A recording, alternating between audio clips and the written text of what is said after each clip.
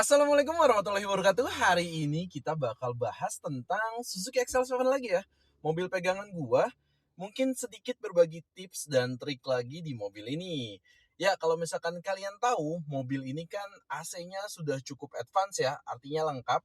Nggak seperti mobil kebanyakan di zaman sekarang yang sayangnya fiturnya semakin berkurang makin lama nih gitu. Nah, hari ini gue mau kasih tahu ke kalian para pengguna XL7, sebenarnya XL7 itu punya fitur dual zone. Percaya nggak? Kita langsung aja masuk ke videonya kali ini.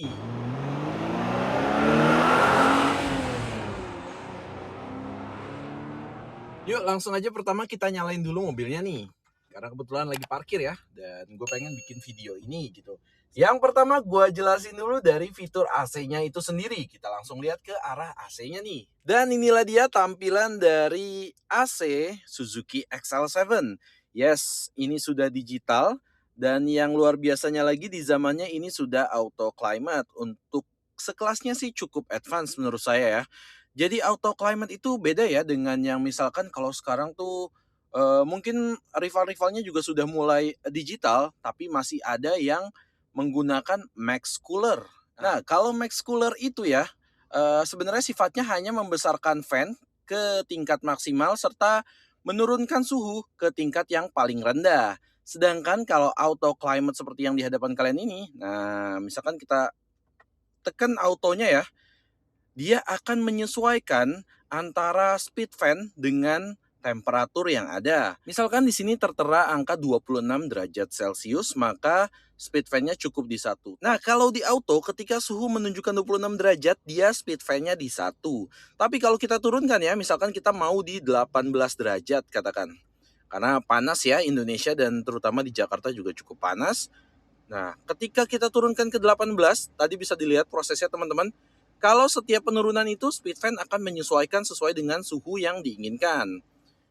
Kalau ditanya kenapa AC-nya seperti itu, karena memang sistem auto ini bisa membaca kebutuhan suhu di ruangan mobil ini. Jadi misalkan ya kalau kita baru masuk mobil, otomatis kan masih panas banget tuh suhunya, mungkin bekas parkir, di parkiran yang nggak ada atap ya kan.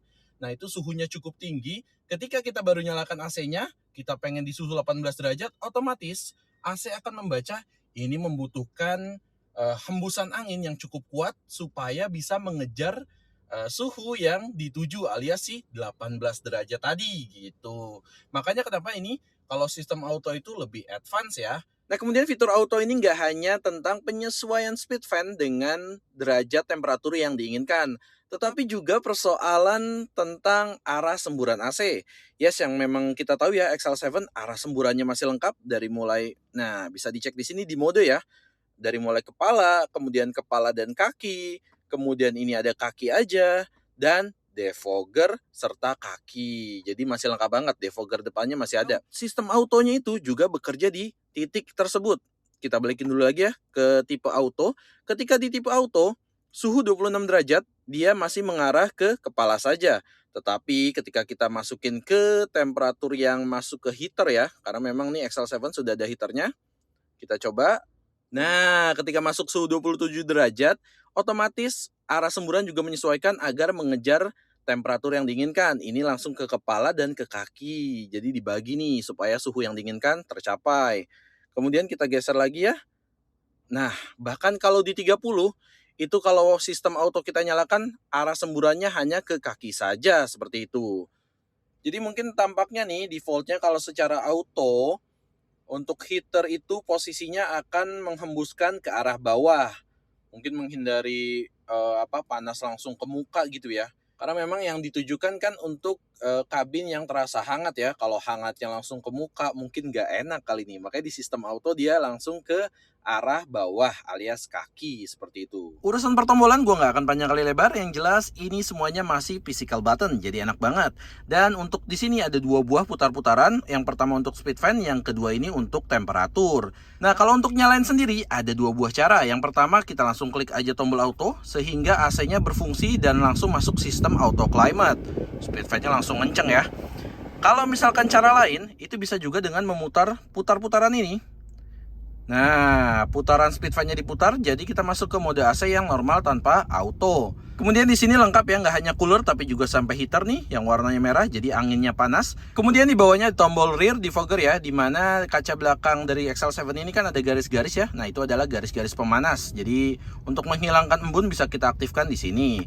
Kalau nyala ini berarti tandanya aktif ya. Kita matikan, jangan lupa jangan pernah nyalakan ketika cuaca panas. Bisa-bisa overheating tuh kaca, bisa pecah nggak ya? Kemudian lanjut, ini ada front defogger ya, atau mungkin defroster sih ya tepatnya. Kalau kita tekan tombol ini, nah AC itu akan berhembus dari titik di depan ujung dashboard ini. Nah, di sini kalau bisa dirasakan ini akan keluar hembusan AC kita. Jadi bisa mengurangi kaca yang berembun ya kalau misalkan kita berkendara di daerah yang cukup dingin. Kemudian di bawahnya ada mode ini tentang arah semburan ya, dari kepala ke kaki, kemudian kaki aja, kaki dengan front defroster ini nih kalau nggak salah.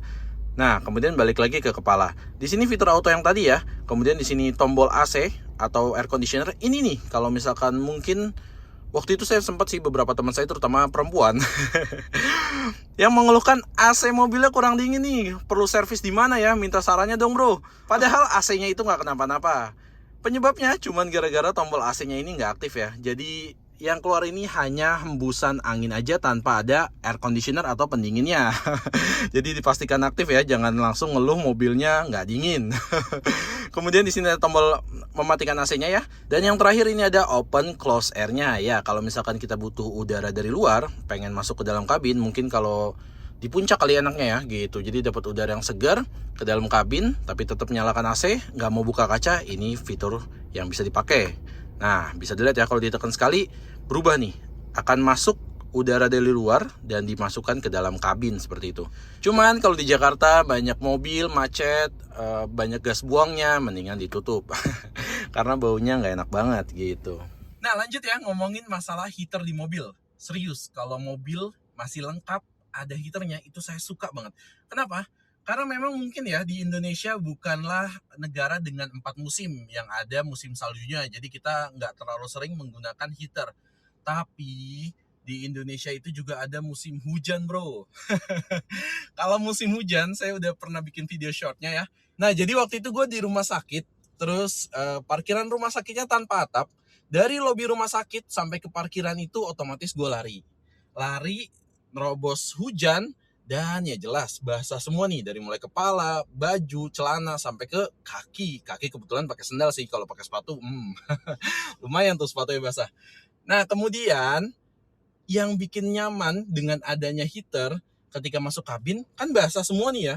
Nah kemudian gue setel AC-nya itu ke bagian heater. Yes, gue setel ke bagian heater cuman gak auto. Jadi gue semburkannya ke arah kepala dan ke arah kaki bagian bawah. Itu serius bro. Dari selesai keluar rumah sakit, di perjalanan, tengah perjalanan udah kering baju. Baju, celana kering, kepala juga udah kering. At least ngebantu banget sih kalau gue yang ya gak enak ya. Maksudnya kalau gue sih tipikal orang yang kalau misalkan basah baju, basah celana, didiamkan itu gampang masuk angin. Indonesian people banget ya.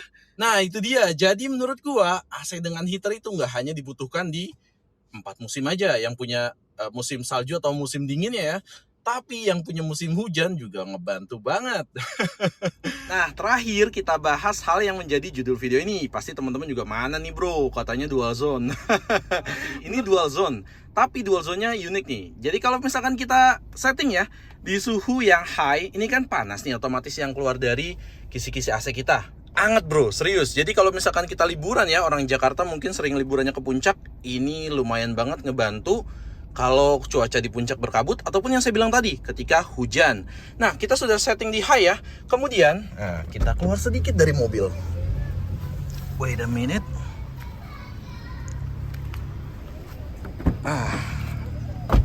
Kita tutup dulu. Dan kita masuk ke bagian belakang. Kemudian kita nyalakan AC double blower yang di belakang. Nah serius bro, AC yang keluar dari belakang ini masih dingin. Walaupun nggak bisa di set suhu udaranya yang di belakang ya, jelas karena ini nggak ada pengatur suhu tersendiri, hanya ada pengatur speed fan sendiri ya. Ini serius, AC yang keluar dari belakang itu masih dingin. Karena saya juga jujur nih baru tahu nih, Nora juga soalnya saya waktu itu. Jadi kalau misalkan dari depan hangat, yang depan pengen hangat, oke deh, kita setting ke setting yang high. Yang belakang ngerasa, gua malah kepanasan bro. Yang belakang masih bisa ngerasain hawa dingin dari AC double blowernya ini. Nah gitu bro-bro sekalian, jadi itulah dia fitur dual zone di XL7. Gimana, kalian setuju nggak kalau itu disebut fitur dual zone? Tulis di kolom komentar ya. Dan bagi kalian pengguna user XL7 bisa coba apakah mobil kalian juga berfungsi seperti itu. Jadi sekian aja videonya. Terima kasih telah menonton. Jangan lupa di like, di komen, serta di subscribe. Terutama subscribe nih, karena banyak penonton dari channel ini nggak subscribe ke channel ini. Supaya kita tetap semangat dan lanjut bikin video tentang hal yang berbau otomotif. Sekian aja videonya. Wassalamualaikum warahmatullahi wabarakatuh.